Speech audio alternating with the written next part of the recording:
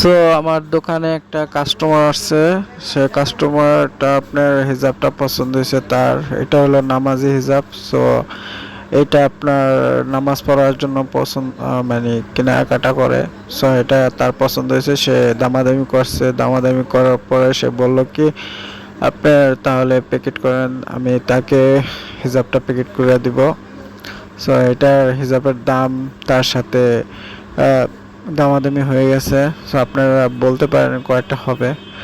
আপনার হিজাবটা আপনার খুব সুন্দর। সো তারপর সে হিজাবের দামটা আমাকে দিল। হিজাবের দামটা কয়টা দিছে সেটা আমাকে জানাবেন কমেন্টে।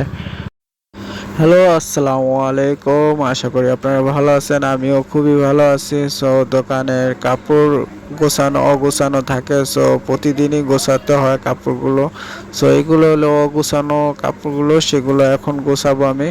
সো দেখতে পাচ্ছেন কাপড়গুলো গুছাইতেছি। সো দোকানের কাজ করতে হলে প্রতিটা কাজে কাপড় চোপড় গোছাইতে হয় এবং পরিপাটিভাবে আপনার কাজগুলো করতে হয়।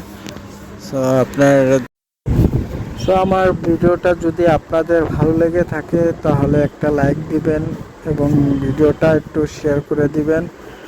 আর আমার কাপড়টা এখন গোছানো সম্পূর্ণ হয়েছে। সো আপনার